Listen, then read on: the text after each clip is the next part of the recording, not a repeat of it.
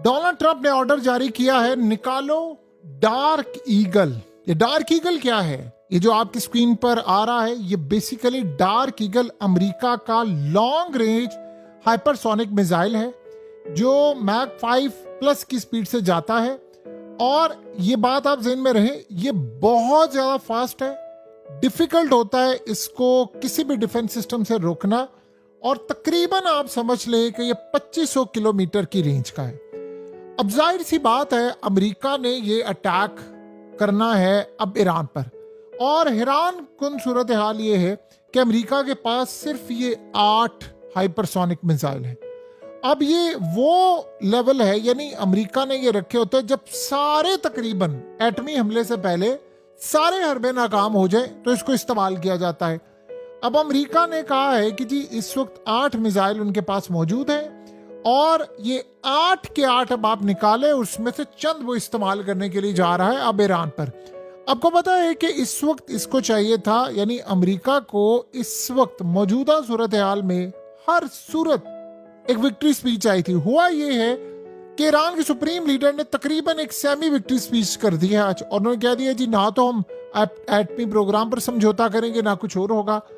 तो अब सिनेरियो ये हुआ है कि इसको वो इस्तेमाल करने जा रहे हैं। अभी तक आपने देखा है कि जो मिसाइल ये मारते हैं वो 1 मिलियन, 1.5 मिलियन, 2 मिलियन, ये तकरीबन 25 से 30 मिलियन US$ का है। और ये ज़हन में रहे, इसका जो इक्विपमेंट है, यानी पूरा बैटरी प्रोग्राम है, वो पूरे का पूरा सिस्टम आप देखें तो 4-5 अरब डॉलर्स का बनता है। आज अगर ये बनाए, जितनी महंगाई हो गई है, तो 5-6 अरब डॉलर का तो खाली ये बनेगा। अब ये बड़ा खतरनाक है, इसमें कोई दो राय नहीं है कि ये जहां पर टारगेट करेगा उसको तबाह करेगा। तो इस सूरत हाल के अंदर अब इन्होंने प्लान किया है कि हमने हाई वैल्यू टारगेट करने हैं, missile launcher, command site, nuclear facilities, किसी ना किसी तरह हमने ये अटैक करना है। अब ये ज़हन में रखिएगा कि ये कोई न्यूक्लियर हथियार नहीं है, लेकिन न्यूक्लियर से पहले की जो ऑप्शन होती है वो ये है। ये 8 हैं टोटल अमेरिका के पास। तो ट्रंप ने ऑर्डर जारी कर दिया, निकालो डार्क ईगल। अब हम इसको इस्तेमाल करने के लिए जा रहे हैं ईरान पर। देखिए, आप ये ज़हन में रखें, अगर आप ईरान पर ये इस्तेमाल करने के लिए जाएंगे तो अभी तक तो ईरान ने आपका बहुत ज्यादा लिहाज किया हुआ है, बहुत लिहाज किया हुआ है। काफी सारी चीजों में उन्होंने अपने मिसाइल इस्तेमाल नहीं किए, काफी कुछ उन्होंने रखा हुआ है। आप 1 मिनट के लिए सोचें कि पिछली दफा जंग में क्या था। ईरान के वो मिसाइल जाते थे, उन्होंने तबाही, तो पिछली जंग की बात हो रही है, ड्रोन्स भी जाते थे, लेकिन वो जो उन्होंने सेटअप था इस दफा बदला। इस दफा जो अटैक होता है वो ऐसा नहीं है कि 800 ड्रोन्स जा रहे हैं, 7 हाइपरसोनिक जा रहे हैं, 7 क्रूज मिसाइल जा रहे हैं। इमेजिन करें जरा कि ईरान इस दफा अटैक करता है आप पर, ये जो पागलपन अमेरिका करता है वो अटैक करता है। 500 ड्रोन्स, 50 मिसाइल, 10 हाइपरसोनिक मिसाइल। अब बताएं आपके साथ क्या होगा? आप इमेजिन करें, वो यानी वो क़यामत खेद मनाजिर होंगे, आपके साथ क्या होगा। और ये सारे बेसिस को सिर्फ वो 30 सेकंड में, अगर यानी सब कुछ 30 सेकंड में उड़ा दें, और ये हाइपरसोनिक मिसाइल वो मारे आपके एयरक्राफ्ट कैरियर पर। आपको पता, बहुत सारे लोग ये समझते हैं कि ईरान ने अभी तक इतनी जगह उड़ा दी है, एयरक्राफ्ट कैरियर को उड़ाया क्यों नहीं है। आपको पता है, ईरान के पास अभी तक की सूरत हाल आप देखें तो ईरान के पास हाइपरसोनिक मिसाइल ऐसे हैं जो वो हिट करें तो संभलने का मौका ना मिले एयरक्राफ्ट कैरियर को। ये बात, अगर वो इजराइल तक मार सकते हैं जो कुछ कोई नहीं रोक सकता, तो एयरक्राफ्ट कैरियर की औकात क्या? उन्होंने मारे हल्के लेवल के एयरक्राफ्ट कैरियर पर, आग भी लगी है, वहां है 5000 फौजी। अगर उन्होंने हाइपरसोनिक मिसाइल मार दिए तो वो डुबो दिया जाएगा और 5000 फौजी भी मारे जाएंगे। ये शायद हो सकता है न्यूक्लियर की तरह मामला चला जाए, क्योंकि उस पागल इंसान से आप कुछ भी एक्सपेक्ट कर सकते हैं। उन्होंने बेसिस तबाह की, लोग मारे, 1 बाय 1 करते करते यहां जो हद है वो क्रॉस हो जाएगी। तो ये सूरत हाल, अगर आप ये टारगेट करेंगे, इसको आप क्या करेंगे? आप ईरान पर अटैक करेंगे। ईरान जो बदले में आपके साथ करेगा आपको उसका अंदाजा नहीं है। ये असल सूरत हाल अब होने जा रही है। और आप ये सोचें कि आज क्या ऐलान किया है ईरान की फोर्सेस ने। उन्होंने कहा है कि अमेरिका के वॉरशिप्स, एयरक्राफ्ट कैरियर, जिस तरह अमेरिका की बेसिस को हमने आग में धकेल दिया है, धुआं धुआं कर दिया है, एग्जैक्टली इसी तरह अमेरिका के वॉरशिप्स, बड़ी बेड़े, उसके जहाज टोटली सब कुछ जलाकर आग का ढेर बना देंगे अगर हम पर अटैक हुआ तो। उन्होंने कहा कि अगर हम पर अटैक हुआ तो हम छोड़ेंगे नहीं। और इस सूरत हाल में किसी तरह का कोई लिहाज अगर आप ये समझ रहे हैं कि हम करेंगे तो सवाल ही पैदा नहीं होता। हम किसी तरह का कतन कोई लिहाज करने के मूड में नहीं है इस दफा, ये आज ईरान ने कहा है। सो इस सारी सूरत हाल को आप ये ज़हन में रख लें कि ईरान मुकम्मल तौर पर इनकी तबाही करने को तैयार है, भुड़कस निकालने वाला है। ईरान ने कोई नहीं बख्शना, कोई रहम वाला मामला नहीं है, कोई ऐसी वैसी सूरत हाल नहीं है। बिल्कुल वो तैयार बैठे हुए हैं अटैक करने के लिए। उन्होंने निशाना ऑलरेडी बांधा हुआ है। आप बेशक डार्क ईगल निकाल ले, आप अपना शौक पूरा कर लें, आप अगले का शौक पूरा करवा लें। ईरान इस दफा ये जो आयतुल्ला ने उनके आज बात की है ना कि न्यूक्लियर पर समझौता नहीं होगा, इसका मतलब है कि वो डट गए हैं, उन्होंने अब एटमी तजर्बा भी करना है। ये बात हकीकत टीवी आपको थ्रू आउट बता रहा था कि फतवा वापस होगा। ये फतवा वापस होना है आयतुल्ला अली खामनेई का, इसमें कोई दो राय नहीं है। अब ये फतवा वापस हो, उसकी रीजन क्या है? ईरान हो चुका है बहुत ज्यादा स्ट्रांग। वो ये समझते हैं अगर हमने एटमी ताकत बनने के लिए अपने आप को पूरी तरह उस लेवल पर लाने का तजर्बा कर लिया, न्यूक्लियर टेस्ट कर लिया, दुनिया की कोई ताकत फिर हम पर अटैक नहीं कर सकती। क्योंकि न्यूक्लियर ताकत पर नॉन न्यूक्लियर ताकत का अटैक करना बड़ा मुश्किल होता है। ये मिसाल सिर्फ और सिर्फ ईरान ने कायम की है कि वो नॉन न्यूक्लियर होने के बावजूद उसने अमेरिका और इसराइल पर अटैक किया। नॉर्थ कोरिया पर अटैक नहीं हुआ। पाकिस्तान पर जब भी अटैक हुआ है तो वो इंडिया ने किया, वो भी एक न्यूक्लियर ताकत है। चाइना पर अटैक नहीं हुआ। रूस पर जिस तरह का अटैक हो रहा है, हल्के हल्के मिसाइल, वो लेवल नहीं है कि जो बड़े लेवल की एक बिग जंग होती है। हाँ, वो कर रहा है यूक्रेन पर, वो एक अलग तरह की लड़ाई है। लेकिन ऐसा नहीं होता। अब इसराइल पर जब भी अटैक हुए छोटे पैमाने पर होते रहे। ये तो चले पहली दफा हिजबुल्लाह ने अटैक किए, लेकिन जो ईरान ने किया वो तो खैर डिफरेंट ही था। उससे पहले तो कोई मिसाल मिलती नहीं है ना। तो इस तरह की यानी कोई बड़ा अटैक आप तसव्वुर नहीं कर सकते, क्योंकि आपको पता है अगले के पास न्यूक्लियर ताकत है, वो करेंगे तो आप बटन दबा देंगे। तो कोई ऐसी सूरत हाल ना रखे, कोई उम्मीद ना रखे, कोई ऐसा मामला ना रखे, कोई लिहाज ना रखे, कुछ भी नहीं है। किसी गलत फहमी में ना रहिएगा कि ये ऐसा हो जाएगा। बहरहाल अब ईरान पूरी तरह तैयारी करे। अब अमेरिका के पास चॉइस क्या है? Zero choice. देखिए, तेल की कीमत मैनेज नहीं हो रही, ईरान के मिसाइल चल गए तो बचेगा कुछ भी नहीं। ये भी एक बात अटल है। अगर ईरान के मिसाइल चल गए किसी भी वजह से तो बचना कुछ भी नहीं है।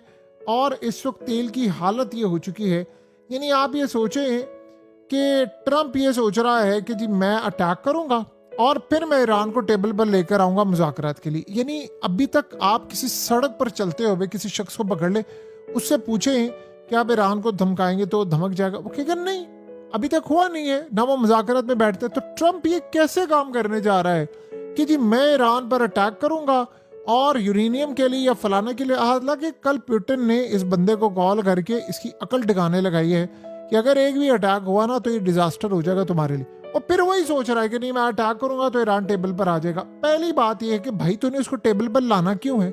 सफाया कर दे ईरान का जाकर। तुमने तो कहा था सफाया करेंगे, कर दो ना फिर जाकर उसका सफाया। किस चीज का इंतजार में? ये चाह रहा है कि ईरान टेबल पर क्यों नहीं आ रहा। यानी लोग बेवकूफ है, दुनिया देख नहीं रही। ईरान कह रहा है मैंने मुज़ाकरात ही नहीं करने, तुम नेवल ब्लॉक। वो कहता नहीं मेरी मर्जी से मुज़ाकरात होंगे। ईरान ने कहा है कि हमने पाकिस्तान को प्रपोजल दिया था 10 पॉइंट्स का, पाकिस्तान ने अमेरिका को दिया, अमेरिका एग्री किया, पाकिस्तान ने हमें इन्फॉर्म किया कि अमेरिका एग्री कर चुका है, तो फिर हम मुज़ाकरात में बैठे थे। तो सालिसी करने वालों को अब जाकर अमेरिका से भी पूछना चाहिए, सारी कंट्रीज को पूछना चाहिए कि भाई तुमने जो 10 पॉइंट्स पर एग्री किया था तुम उसे मुकड़े क्यों हो? ये सूरत हाल अहम है, ये अमेरिका से पूछना चाहिए। इस सूरत हाल के अंदर अमेरिका के पास रास्ता क्या है? देखिए, तेल इस वक्त $126 बैरल पर टच कर गया है। पिछले 4 सालों में इतनी हाई लेवल पर कीमत कभी भी नहीं गई। अब आप बताएं कि इस वक्त की जो मौजूदा सूरत हाल है वो कहां पर जाती है, क्या मामला होता है? क्या आप बताइए इसके बाद कोई ऐसी सूरत हाल पेश आ जाएगी कि इंटरनेशनल सतह पर अमेरिका को कोई नहीं, आप समझ लें कोई रिलीफ मिलता आपको नजर आ रहा है? सवाल ही पैदा नहीं होते। आज एनर्जी का शौक है, सेंट्रल बैंक इंटरनेशनल सतह पर वो देख रहे हैं कि क्या पागलपन चल रहा है। यानी इस वक्त की सूरत हाल ये है कि किसी को कुछ समझ नहीं आ पा रही मार्केट का क्या होगा। इन्वेस्टर्स देख रहे हैं, मुंह तक रहे हैं सारे बैठ कर के, भाई होगा क्या मार्केट का। और मार्केट का जो हाल है वो आप सबके सामने है। सो अब अमेरिका जो भी सूरत हाल इस वक्त सामने लेकर आएगा उसका अंदाजा आपको हो जाना चाहिए कि अमेरिका ये जंग नहीं जीत सकता। ये लड़ाई उसके बस की है ही नहीं, ना उसने ये लड़ाई लड़नी है, ना वो जीतेगा। और अब अगर आपने डार्क ईगल इस्तेमाल करना है तो वो पता नहीं को वाइट ईगल, ब्राउन ईगल का इस्तेमाल अगर कर गए तो फिर आपकी सारी ईगल खा जाएंगे। तो फिर इस सूरत हाल में आपको फैसला करना आप कहां। पाकिस्तान ने क्या किया? अप्रैल 25, 2026 पाकिस्तान ने ट्रांजिट ऑफ गुड्स ऑर्डर 2026 पास कर दिया। 6 ओवरलैंड कॉरिडोर्स खोल दिए। ओवरलैंड कॉरिडोर्स का मतलब होता है समुद्री रास्ते नहीं, ये जमीनी रास्ते हैं। 6 जमीनी रास्ते खोल दिए। गवादर से गब्द सबसे छोटा रास्ता है ये, ऑलमोस्ट 90 किलोमीटर का ये रास्ता है, सिर्फ 2 से 3 घंटे। कराची से ताफ्तान, पोर्ट कासिम से ताफ्तान, गवादर से ताफ्तान, ईरान का इलाका है बाद में, कराची से गब्द और पोर्ट कासिम से गब्द, ये 6 इलाके जो है ज़मीनी, ये पाकिस्तान ने ईरान के लिए खोल दिए। हुर्मुज़ लेटर नामी अखबार ने रिपोर्ट किया है कि Pakistan has formally opened 6 overland transit corridors to Iran with over 3,000 Iran-bound containers stuck at Pakistani ports now set to move by truck, bypassing the US naval blockade entirely.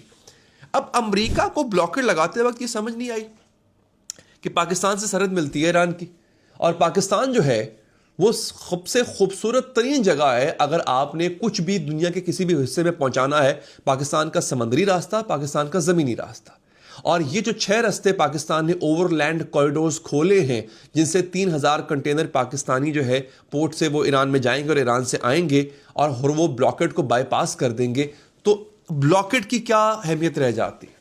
और यही वजह है कि ईरान ने अब तक कैप्चुलेट नहीं किया है। डिफेंस सिक्योरिटी एशिया ने यहां पर एक आर्टिकल लिखा हुआ, लिखते हैं इस्लामाबाद ने तेहरान को एक इकोनॉमिक प्रेशर रिलीज वॉल्व दे दिया है। वो जो होता है ना प्रेशर कुकर का वॉल्व जिससे प्रेशर रिलीज होता है, पाकिस्तान ने वो दे दिया है, जो कि चाइना, रशिया, यूरोप और तीसरे मुल्कों के कार्गो को समुद्री पाबंदियों से बाईपास करने देता है।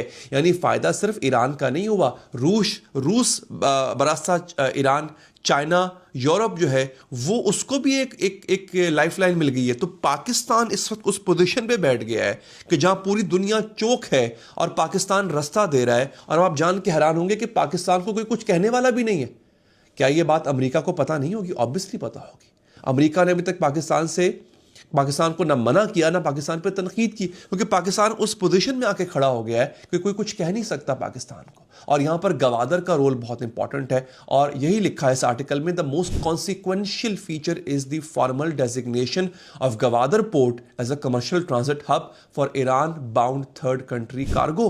ये कितना अहम बात है। और CPEC, China Pakistan economic corridor जो है वो, उसका सबसे बड़ा फायदा क्या है वो अब दिख रहा है आपको। यानी इससे पहले शायद हमें कभी भी अंदाजा नहीं हुआ होगा कि सीपेक कितना इंपॉर्टेंट है। ये जो जितना कुछ हो रहा है इसमें 70% किरदार सीपेक का है, क्योंकि ऑलरेडी आपकी रेलवे लाइंस बिछी हुई हैं, आपकी सड़कें बनी हुई हैं, आपके जितने भी ड्राई पोर्ट्स हैं वो स्टैब्लिश्ड हैं। ये इंफ्रास्ट्रक्चर पहले से मौजूद था पाकिस्तान से, जिसका अब ईरान फायदा उठा रहा है, यूरोप फायदा उठा रहा है दोस्तों। लेकिन यहां पर एक छोटी सी लिमिटेशन है। द हार्टलैंडर नामी एक मैगजीन है, उसने लिखा है the Pakistan corridors and Caspian alternatives can move food and consumer goods but neither route solves Iran's core problem. The new land route and alternate sea route can't move oil at volume. इसमें सिर्फ problem एक छोटा सा ये है कि पाकिस्तान के ये जो कॉरिडोर्स हैं और जो कैस्पियन ऑल्टरनेटिव्स हैं, ये खाना और कंज्यूमर गुड्स तो लेकर जा सकते हैं, लेकिन ईरान का जो असली मसला है वो है तेल ले जाया जा सकता है, ऐसा नहीं है, लेकिन बड़ी मिकदार में नहीं। अब देखिए, जैसे एक बड़ा जो जहाज होता है वो कम से कम 2 मिलियन बैरल्स, 20 लाख बैरल्स जो है वो तेल लेकर जा सकता है, लेकिन इतनी बड़ी तादाद में तेल जमीन के रास्ते से गुजारना मुश्किल हो जाता है। तो अब होता क्या है दोस्तों, 34 टैंकर्स जो हैं ये फूड के और बाकी कंज्यूमर गुड्स के थे, लेकिन अगर यहीं से आपको ऑयल गुजारना पड़े, it is going to be difficult. अब होता क्या है कि शायद इस चीज को लीवरेज बनाएगा अमेरिका, कि ठीक है ईरान बाकी चीजें तो कर रहा है, लेकिन तेल जहां से उसकी असल इनकम होनी है वहां पे वो ईरान को किसी ना किसी हद तक प्रॉब्लम में उसने डाल के रखा हुआ है। जी नाज़रीन, आपने बिल्कुल सही पढ़ा है कि पाकिस्तान हुर्मुज़ का मुतबादिल बन चुका है। और ये कैसे हुआ है, ये बहुत बड़ी डेवलपमेंट है। शायद इस पे बात कोई नहीं कर रहा, शायद बहुत सी ऐसी खबरें हैं जो आप तक पहुंची नहीं या पहुंचाई नहीं गई हैं, लेकिन आज इस वीडियो में आपको एग्जैक्टली पता चलने जा रहा है कि पाकिस्तान का असल मास्टर स्ट्रोक क्या था। पाकिस्तान किस तरह से एक नया वर्ल्ड ऑर्डर कायम करने में इतना बड़ा किरदार न सिर्फ निभा रहा है, बल्कि वो उस वर्ल्ड ऑर्डर का हिस्सा बन चुका हूं। इससे पहले कि मैं आपको पूरी डिटेल बताऊं इसकी, आज की जो एक और बड़ी खबर है वो क्या है, दो बड़ी चीजें। पर्शियन गल्फ डे था आज। 400 साल पहले पुर्तगालों से ईरान ने ये जो बहरे हुर्मुज़ है वो छीनी थी या ली थी। दोनों बातें सही हैं, लेकिन असल तारीख ये है कि आज से 400 साल पहले बहरे हुर्मुज़ पर पुर्तगालियों का कब्जा था, ईरानियों ने वो कब्जा वापस लिया था। तो उस दिन को मनाया जाता है पर्शियन गल्फ डे के नाम से। और यहां पर पाकिस्तान ने पूरी दुनिया को रास्ता दिखा दिया है। यह है बड़ी जो आपके लिए डेवलपमेंट में लेकर आया हूं। रास्ता क्या दिखा दिया है? अगर हुर्मुज़ बंद है कोई प्रॉब्लम नहीं, गवादर है। अगर समंदर बंद है तो हमारी जमीन खुली है। पाकिस्तान वो खिता बन गया है दोस्तों, जहां से दुनिया का पेट भरेगा। दुनिया अगर भूखी मर रही होगी उसको पाकिस्तान नजर आएगा दोस्तों। और यहां पे उसी एनालिस्ट ने कंक्लूजन दिया है, the naval blockade is still the dominant pressure but it just got flanked. यानी बड़ा डोमिनेंट फैक्टर है, एक बड़ी चीज है नेवल ब्लॉकेट, लेकिन उसको फ्लैंक करते किसी चीज को बाईपास करके ऊपर से आ जाना, वो खत्म। उसकी जो जरूरत कह लें, उसकी जो अहमियत है, इसका मतलब है जब दुश्मन सामने से हमला करे आप साइड से निकल जाओ, तो वो हमला क्या है, वो नाकाम हो गया। पाकिस्तान ने उस हमले को नाकारा कर दिया है। अब ये बहुत से लोग समझ रहे हैं कि ईरान की मदद में किया, नहीं, ईरान की मोहब्बत में नहीं किया। ये पाकिस्तान ने अपने आप को बचाने के लिए किया है। वो जो फ्यूचर पाकिस्तान देख रहा है कि आज भी पेट्रोल महंगा हो रहा है, यहां पे आज भी सूरत हाल बहुत खराब है और अभी और महंगा हो सकता है, ये आउट ऑफ कंट्रोल सिचुएशन ना हो जाए, तो पाकिस्तान ने ये काम अपने लिए किया है। और इसमें इनडायरेक्टली अगर आप देखें तो फिर ईरान की मदद भी हो गई है। तो अब जरा लार्जर पिक्चर देखिए। ईरान के सुप्रीम लीडर ने क्या कहा है कि अमेरिका की जगह समंदर की तह में है। पर्शियन गल्फ का मुस्तकबिल अमेरिका के बगैर होगा। बहुत से ममालिक ऐसे हैं जो अमेरिका के अब बगैर जीना सीख रहे हैं। इनफैक्ट कुछ अरब ममालिक भी ऐसा करने जा रहे हैं। और पाकिस्तान ने जो है वो एक लाइफलाइन दे दी है ईरान को, गो के उसने खुद के लिए किया है, लेकिन उसमें इनडायरेक्ट मदद ईरान की भी हो चुकी हुई है। तो सूरत हाल वो ये है कि मुझे जो नजर आ रहा है कि इस खित्ते में मुझे अमेरिका अगले चंद सालों में नजर नहीं आ रहा है। अगर आपको लगता है कि मेरी बात सही है और आप अमेरिका को देख रहे हैं यहां पे, वो रहेगा, उसकी मिलिट्री रहेगी, बेसिस वगैरह हो सकता है कुछ ऐसा रहेगा, लेकिन अमेरिका बकदरे जरूरत वो मुझे नजर नहीं आ रहा यहां पे। इस पर मुझे आपकी राय चाहिए होगी। आप बताइए आपको क्या लगता है। हो सकता है मुझसे बेहतर इंफॉर्मेशन आपके पास हो, उसको अपने कमेंट बॉक्स में शेयर लाजमी कीजिएगा। आपको पता है कि आपके कमेंट्स मेरे लिए सिर्फ कमेंट्स नहीं होते, वो मेरे लिए तज्जिया होता है। मैं अक्सर अपनी वीडियोस में आपके कमेंट्स को बतौर तज्जिया जो है वो शामिल करता हूं। जब मैं कहता हूं ना एनालिस्ट, तो अक्सर आप लोगों के कमेंट्स होते हैं वो, क्योंकि मैं नाम नहीं ले सकता, यहां पर प्राइवेसी के इश्यूज होते हैं। तो जब मैं कहता हूं कि किसी एनालिस्ट ने कहा है, तो बेसिकली आपके कमेंट हुआ करते हैं, तो लाजमी कमेंट किया कीजिए नाजरीन। और अगर आप मुझसे लाइव बात करना चाहते हैं, मैं फेसबुक के सब्सक्रिप्शन सेक्शन में लाइव आता हूं, वहां पे कॉल्स भी ली जाती हैं, आपकी कॉल पे बात होती है, बड़ा मजा आता है। तो फेसबुक पेज को सिर्फ आपने फॉलो नहीं करना, सब्सक्राइब भी करना है। अपना बहुत ख्याल रखिए नाजरीन, अल्लाह ने के बाद।